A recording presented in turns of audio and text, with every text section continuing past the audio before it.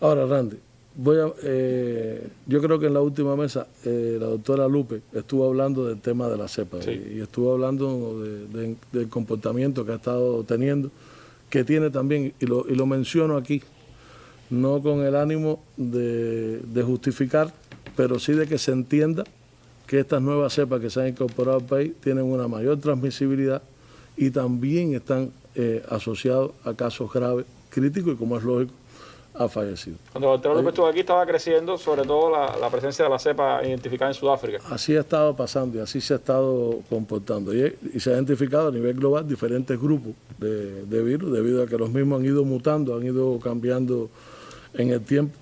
También hay otra coincidencia en variantes de interés en los que no se ha demostrado algunas otras características, pero estas variantes que se han sido de interés, sobre todo la del Reino Unido, la de Sudáfrica y también la de Brasil, las tenemos circulando en el país. En Cuba, desde el inicio de la epidemia y hasta el mes de diciembre, prácticamente el 90% eran las variantes, las 614 del grupo G. Y así se mantuvo hasta que se abrieron los aeropuertos, comenzó a entrar personas de otros países a Cuba.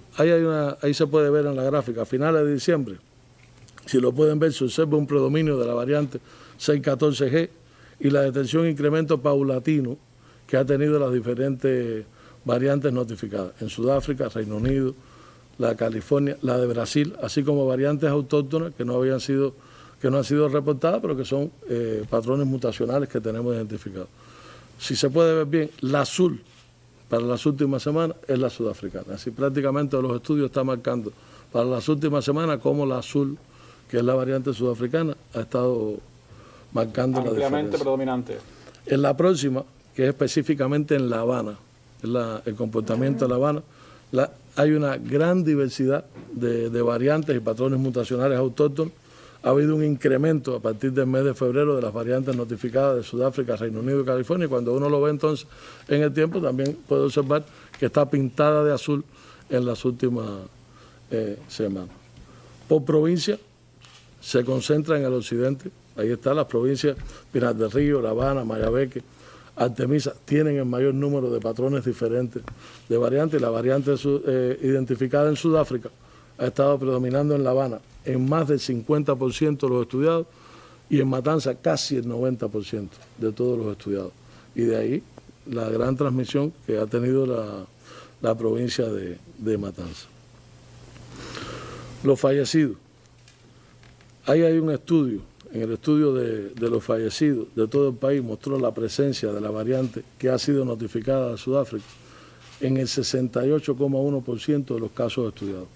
Sin embargo, en La Habana, de los fallecidos que estudiamos, estaba presente la variante sudafricana en el 80,4% de los casos que han sido fallecidos. Es 4 veces más probable que los fallecidos estén asociados a esta nueva cepa, y lo cual lo hemos demostrado en la evolución que han tenido muchos de los casos hoy en nuestros hospitales, cuando prácticamente pasaban con síntomas leves, hoy queman etapas, aun cuando los protocolos de nosotros han demostrado una efectividad, pero tiene que ver también con la respuesta inmune de cada organismo, más el llegar a tiempo, el tratamiento adecuado, el llegar al centro adecuado, la no demora que a veces nos ocurre en el ingreso de los pacientes, pero esto es un elemento también que se nos está dando dentro del comportamiento Y en los casos graves y críticos que también estudiamos, esta variante se comportó aquí en la capital en un 87,7% de los casos que estudiamos. Así que es un elemento que es real.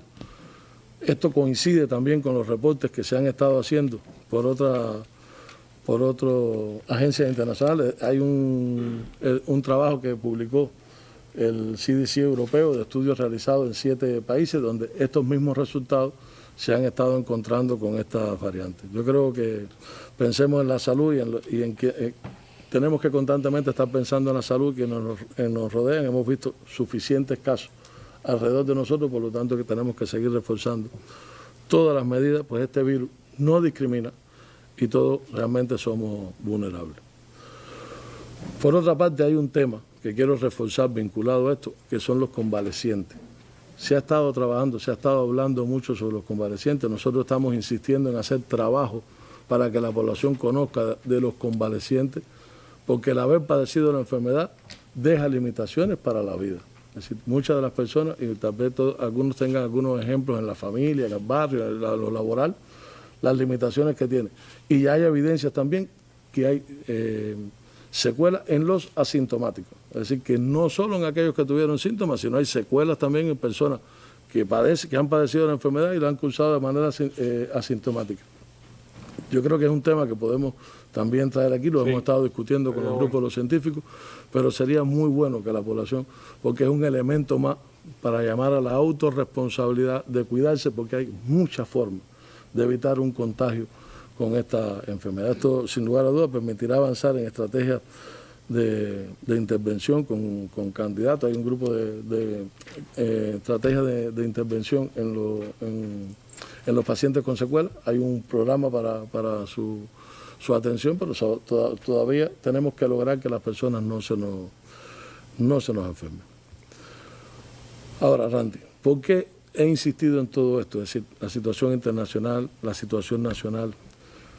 Yo explicaba al inicio que la OMS está haciendo un llamado al cumplimiento de los planes de medida, no resquebrajar los planes que han hecho todos los países para asegurar las acciones sanitarias que inciden en la disminución de la transmisión de la COVID y también, reitero, utilizar todas las herramientas que pueda tener un país para poder cortar la transmisión. El éxito de cualquiera de las variantes, porque a veces nos centramos en la consecuencia y tenemos que hacerlo, tenemos que reforzar la terapia, tenemos que reforzar nuestras instituciones, los centros de aislamiento, pero esa es la consecuencia. La clave es la prevención. La clave es tratar de que no se nos enferme. Es decir, el camino es la prevención y en eso es en el que nosotros tenemos que seguir esforzándonos, porque realmente mientras se nos convierte prácticamente en un círculo vicioso, es decir, mientras más casos hay, más grave, más estrés el sistema, más fallas puede haber en el sistema y uno puede, aunque no justificamos para nada nunca lo que pueda haber por detrás del proceso de atención.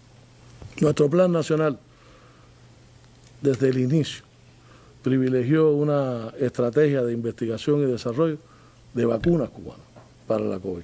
Es decir, lo construyó y está dentro de las medidas que nosotros nos propusimos como país. De hecho, el presidente lo ha dicho en muchas ocasiones, lo chequea prácticamente de manera personal, lo impulsó, se lo pidió de esa manera y se incluyó desde muy temprano en el plan una estrategia de investigación y desarrollo de vacunas para el enfrentamiento COVID. Y con resultados demostrados en sus etapas de investigación, que constituye hoy un orgullo realmente para todos los cubanos, y en el medio del brutal bloqueo impuesto por el gobierno de los Estados Unidos, lo cual le da una mayor significación a esta hazaña que ha hecho la ciencia cubana, de lo cual para mí también es un orgullo estar entre ellos aquí. Ahora, es por eso que el Ministerio, teniendo en cuenta un grupo de elementos, ha decidido realizar una intervención sanitaria en grupos y territorios de riesgo con los candidatos vacunales que tenemos aquí. Aquí se está informando, se va a ampliar ahorita, se va a estar diciendo los resultados de lo que se ha avanzado, de hecho se ha mantenido una información al pueblo, pero nosotros hemos decidido como Ministerio de Salud, lo voy a explicar brevemente, una intervención sanitaria en grupos y territorios de riesgo con los candidatos que hoy tenemos y explico. ¿Qué ha pasado? Y ahí está, si podemos ver la línea de tiempo regulatorio de los candidatos vacunales de Soberana 02. Hay 4 momentos. Hay un primer momento que ha sido la aprobación de los ensayos clínicos fase 3, eso que pasó en marzo. Los ensayos clínicos, aquí se ha explicado muchísimas veces, es una evaluación experimental de un producto, sustancia, medicamento o tecnología diagnóstica en seres humanos para estudiar los efectos de los mismos sobre la salud. ¿Y qué ha pasado? Solo el número, porque no le voy a quitar a los expertos que pueden hablar sobre esto. Si se puede ver la otra diapositiva. La próxima. Ahí está qué ha pasado en los ensayos clínicos. Y tal vez son números que no se habían hecho públicos, pero con Abdala en la fase 1-2 se trabajó con 132 sujetos, es decir, se vacunaron 132 sujetos. Y en la fase 3, 48.000 sujetos.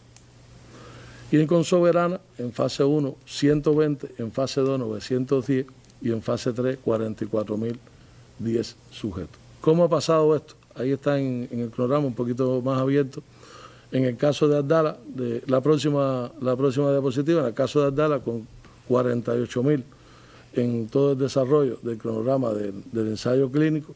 Comenzó en marzo y ya concluyó el día 1 de mayo la inclusión, la tercera dosis de las personas. Y en el caso de Soberana 02, 44.010 comenzó en marzo y debe concluir a finales de mayo la vacunación de la tercera dosis.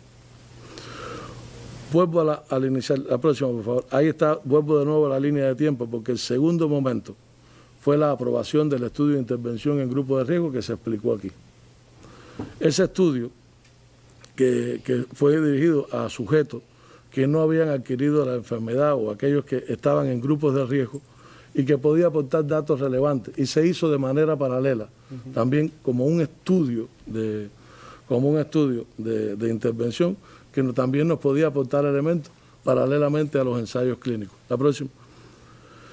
Y ahí está. En el caso de Abdala, llegó con estudios de intervención a 69.978 sujetos, y en el caso de Soberana con 75.131. Es decir, 145.109 sujetos han estado vinculados, porque los procesos todavía no se han detenido en total. Estos estudios de intervención, a la otra tabla lo abro un poquito más. En los candidatos vacunales se trabajó con los trabajadores de la salud, Biocuba Pharma. Además, era un personal expuesto a riesgo constantemente, son los que prácticamente están de frente, vinculados a la atención médica directa y a la producción de los productos fundamentales. Se hizo en La Habana con Soberana 02 y Abdala en 75.000 personas, y en caso de Santiago de Cuba, Granma y Guantánamo con Abdala con 66.000 personas, que llegó a 141.000 y termina ahora en mayo. Si seguimos la línea de tiempo, lo otro que estamos planteando en este tercer momento es una intervención sanitaria en grupos y territorios de riesgo. ¿Por qué una intervención sanitaria en grupos y territorios de riesgo? Y ahí hay un concepto que hemos buscado para que se entienda que es una intervención sanitaria. Son acciones que se realizan teniendo en cuenta la evidencia epidemiológica y la tecnología disponible. En este caso estamos hablando de candidatos vacunales para la erradicación, eliminación, reducción de niveles de exposición, control de la transmisión natural o prevención de ocurrencia de epidemias, limitación de daño y o reducción de la mortalidad. Esto es un concepto que se utiliza para muchas intervenciones, pero en este momento estamos hablando específicamente de nuestros candidatos vacunales, que hay un grupo de elementos que voy a explicar que lo hemos tenido en cuenta, que nos ha permitido tomar la decisión que expliqué, que es la intervención sanitaria en grupos y territorios de riesgo, que será con carácter temporal hasta que el CERMED pueda dar el autorizo de uso masivo de la vacuna, pero nos permite poder avanzar. Nuestra población quiere, confía en nuestra ciencia, confía en la experiencia que tiene Cuba en el desarrollo de las vacunas. Tenemos un grupo de elementos que después podrán explicar también nuestros investigadores, que nos permiten no perder tiempo en lo que podemos terminar todos los estudios como se corresponde con este tipo de vacunas. Y lo haríamos con los candidatos vacunales. Hay una diapositiva que se puede ver en pantalla que explica un poco el proceso que justifica lo que hemos estado haciendo. ¿Qué elementos lo han estado justificando? Primero, la potestad que tiene el Ministerio de Salud, respaldado en la ley, de que lo faculta el Ministerio para dictar medidas sanitarias y antiepidémicas frente a situaciones ocasionadas por desastres naturales o de otra índole que impliquen amenazas graves o de manera inmediata a la salud. A partir de este respaldo jurídico que nosotros tenemos, Randy, creamos un grupo de expertos, el Ministerio de Salud Pública, con compañeros de muchísima experiencia, donde estuvieron también las instituciones de investigación, con el objetivo de evaluar y proponer esta intervención sanitaria en los grupos de riesgo y territorio con los candidatos vacunales Soberana 02 y con Abdala.